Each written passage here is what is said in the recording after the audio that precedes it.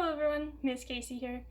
If you're returning, welcome back. It's nice to see you again. And if you're new here, welcome. It's nice to meet you.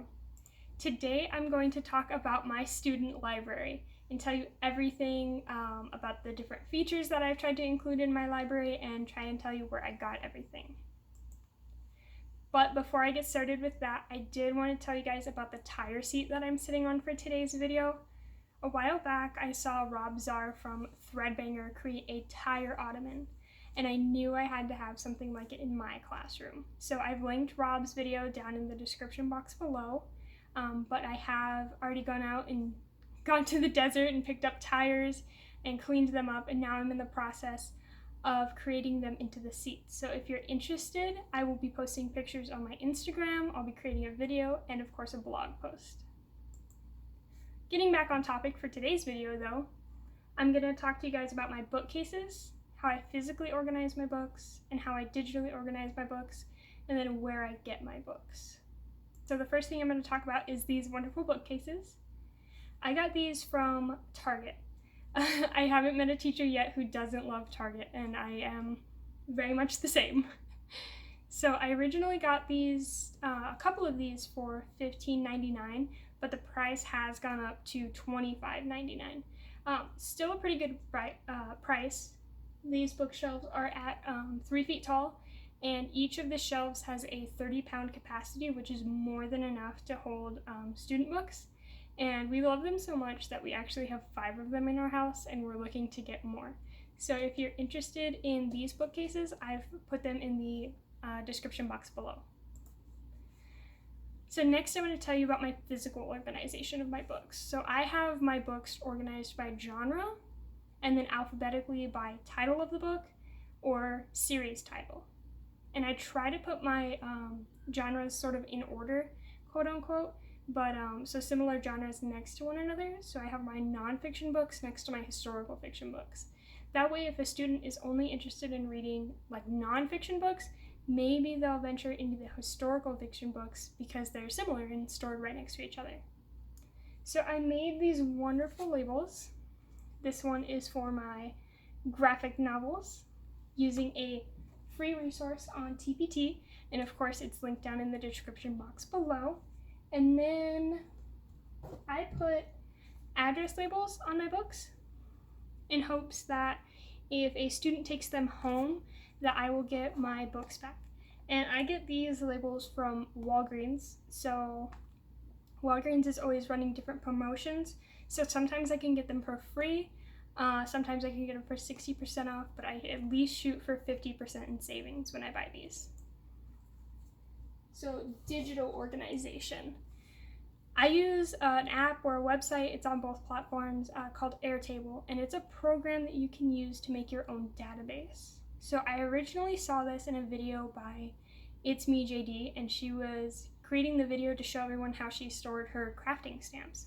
So not only do I use it for that, I use it to categorize my books. So I input the name of my books, the series of my books, and that way if I'm at like a thrift store or a garage sale, I can just type the name of the book into my phone and it'll tell me if I have it or if I need it. That way I don't buy duplicates.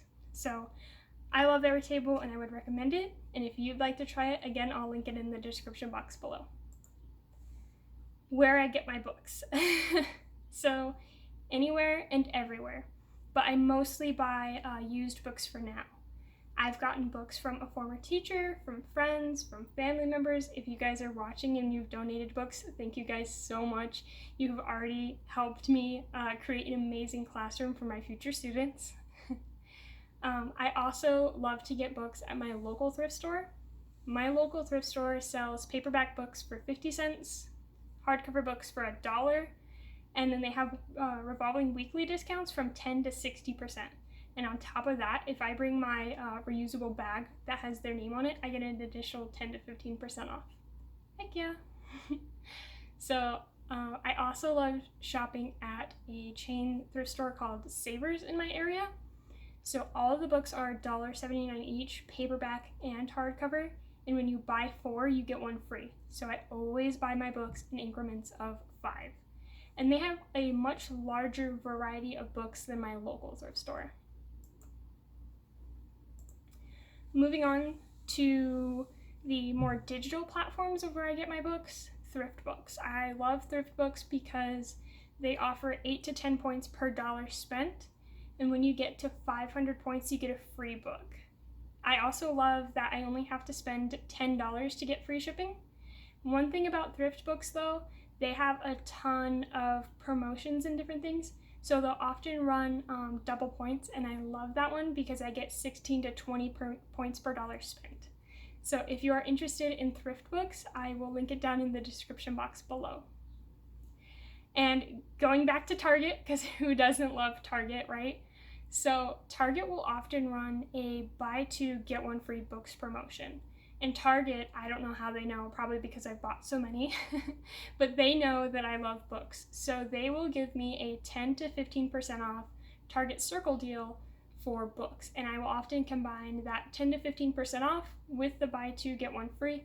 Plus, when I use my Target Red Card, I get a bonus 5% off.